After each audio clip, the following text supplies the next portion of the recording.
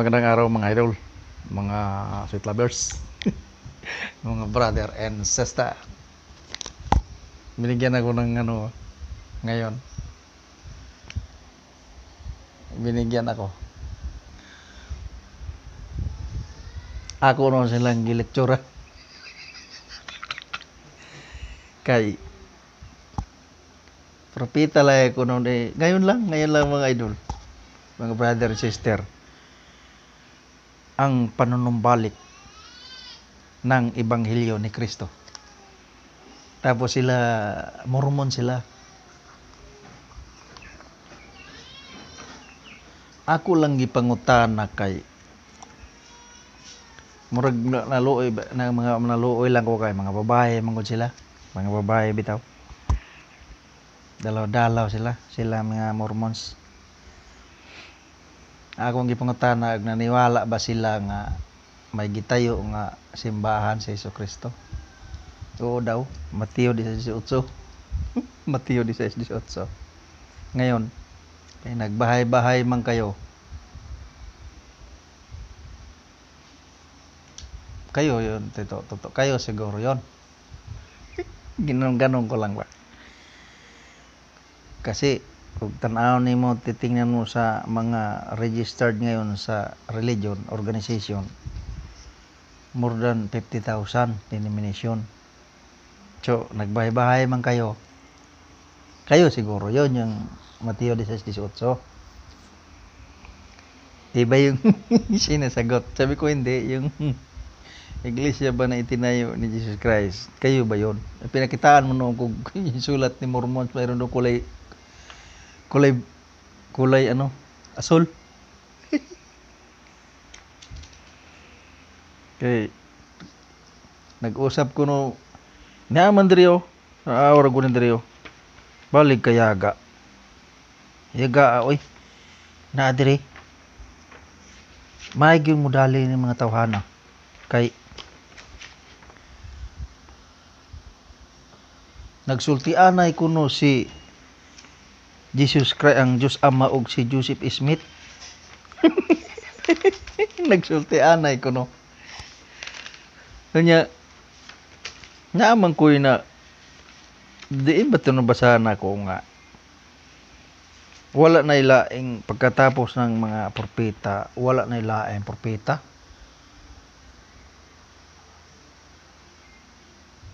Nagsultianay ko noong ang siyempre mga babae man, iluag-luagan ko lang siyempre. Nag-usap daw si Joseph Smith at saka Diyos Ama daw. Nag-usap daw.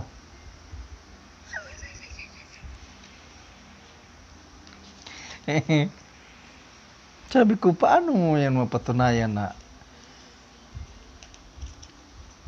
nag-usap ang Ama tsaka si Joseph Smith? Nag-usap. Sabi, paano yan mag-usap ngayon? Hindi nga yan makakita na mamamatay ngayon tao pag makakita sa Diyos. Nag-usap daw. Tapos, sabi ko, saan naman yan mababasa? Sa aklat ni Mormons. Siyempre, mababasa talaga yun kasi kanilang sulat yun eh.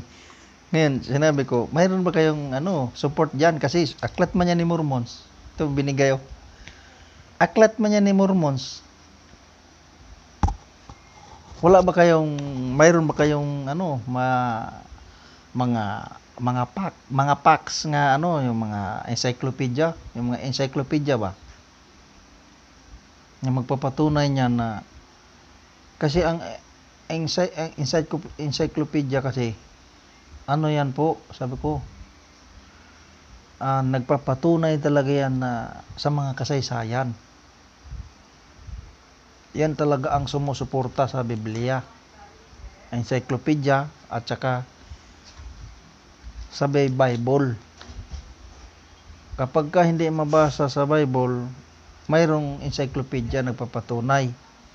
Kasi nga mayroon sa Biblia na hindi lahat na isulat sa Biblia. Kaya sabi ng Job 8:8, tingnan mo sa kasaysayan. Yun yung mga encyclopedia. Mayroon ba kayo? Ang niya sa akin, basahin yung aklat ni Mormon. Sabi ko, hindi man yan kasi mababasa talaga yan sa inyo kasi inyo man yan aklat. Pwede yan sabihin ni Mormons na nag-usap si Mormons at saka si Joseph Smith at siya, nag-usap si Joseph Smith at saka yung ang Diyos Ama. Pwede yan sabihin kasi nga aklatin nyo yan eh. Suporta talaga yan kasi inaano nyo si Joseph Smith na propeta. Dapat magbigay kayo ng encyclopedia, yung facts na encyclopedia na nagpapatunay na si Joseph Smith, siya ang propeta ng Diyos sa kahuli-hulihang propeta. Wala namang ibang huling propeta eh. Pagkatapos ng mga propeta, wala nang iba. Oo. Ang babasahin niyo sa akin, yung ibibigay niyo sa akin, yung aklat ni Mormons, di man pwede yan. Siyempre, ang aklat ni Mormons, yun ang magpapatunay talaga na nag-usap ang Diyos Ama at saka si Joseph Smith. Siyempre, Mormons, aklat ni Mormons yan eh. Mag-ano kayo ng encyclopedia na sumusuporta doon kay Joseph Smith, na sinasabi ng encyclopedia na si Joseph Smith, sabi ng encyclopedia na siya ang kahuli-hulihang propeta na dapat niyo paniwalaan. Pero kung aklat yun ni Mormons, hindi ako maniwala dyan. Nagtayo si Jesus Christ ng simbahan, Mateo 18. Maraming simbahan nga itinayo, maraming denomination. Alin dyan? Yan, nagbahay-bahay kayo ngayon. Nagbahay-bahay kayo. Ibig sabihin, kayo yon. Kasi kung hindi kayo, bakit nagbahay-bahay pa kayo? Hindi naman pala kayo. So, ibig sabihin, claim nyo talaga na kayo. Paano nyo mapatunayan ngayon yan na kayo?